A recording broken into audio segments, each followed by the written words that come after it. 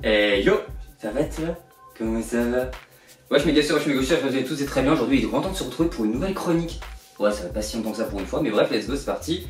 Let's go. Et on se retrouve pour une chronique de Théo Ferroni, Un signe noir. Un signe noir étant le titre et Théo Ferroni étant l'auteur, de chez JS Éditions. Ah là, on va plonger dans un autre monde, dans un autre délire que ce qu'on a parlé récemment. Bon, on va quand même y avoir des 3 histoires glauques, hein. On est quand même là pour ça.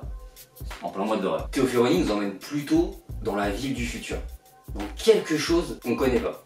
Enfin, quoique, vu comment on part en couille, ça pourrait arriver un jour quand même, mais on part dans le futur. Dans le futur, et donc comme dans beaucoup de films, on peut le voir, de séries, de livres, de sagas, de tout ce que vous voulez, les hommes sont modifiés.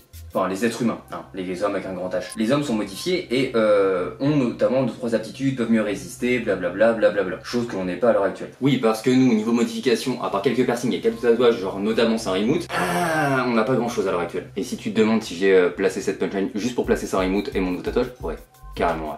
Mais je le vis bien, franchement je l'assume. Du coup vous allez suivre la vie de Daniel qui est un agent. Alors faut savoir qu'il y a plusieurs factions notamment, mais un agent qui est là pour dégommer un peu tout ce qui est mauvais, tu vois. Alors faut savoir qu'il y a des créatures aussi qui ne sont pas normalement dans la vie qu'on connaît.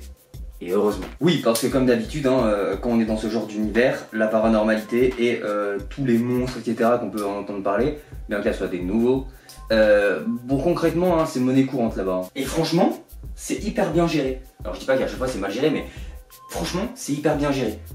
Pour le coup, bravo. Mais c'est surtout que j'ai beaucoup aimé les capacités, on va dire, de ces êtres et de comment se manifestent-ils. Ça, j'ai trouvé ça incroyable. Vous allez notamment avoir affaire à des déchoirs. C'est un mot qu'il a inventé.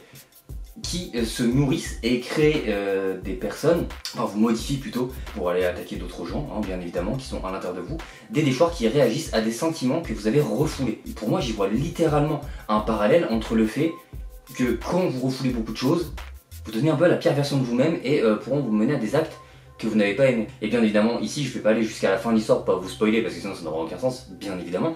Mais jusqu'à la fin du bouquin, j'ai trouvé ça hyper bien géré. Et vous allez voir qu'avoir un bon moment dans le livre, vous n'allez pas vous douter de qui est le déchoir.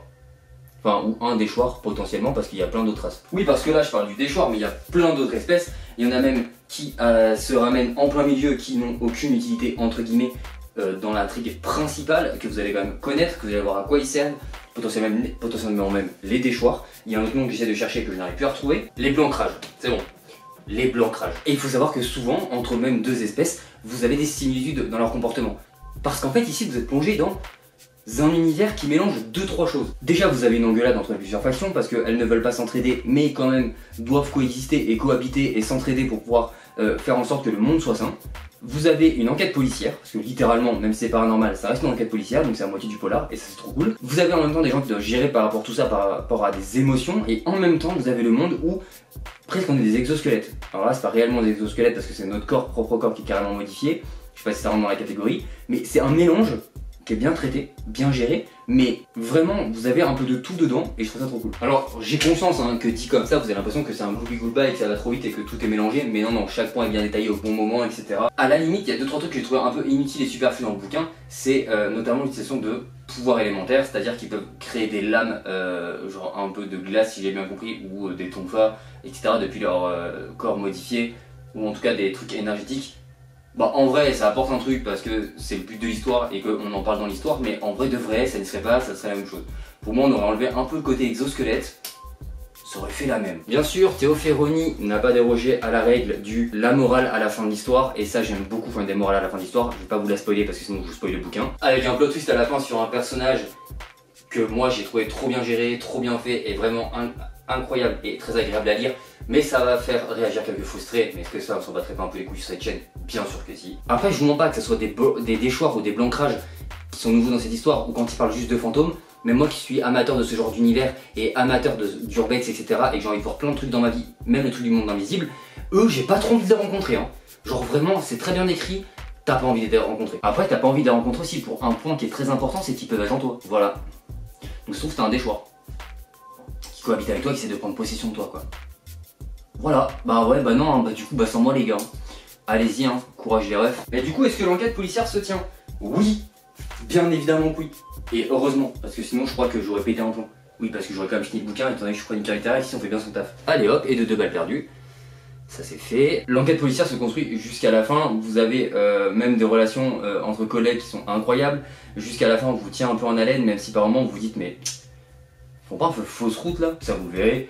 Et sur plein de points, donc en vrai c'est pas genre un point où vous vous dites bon bah voilà j'ai cramé que c'était un faux plan pour ce coup là, j'ai tout gagné dans l'histoire, pas du tout. Donc vraiment un bon petit livre, c'est pas le meilleur que j'ai lu en termes d'horreur bien évidemment parce qu'on n'est pas dans d'horreur pure, mais vraiment c'est un bon bouquin, genre je recommande vraiment. Après comme d'hab, hein, je recommande si vous aimez les polars, si vous aimez le monde paranormal, si vous aimez les factions genre qui s'engueulent et que tout le monde veut tirer un peu son épingle du jeu et la veste vers lui parce que oh là là on est là que pour le mérite, bah dans un cas comme ça ouais, Théo Ferroni, un signe noir, c'est fait pour toi.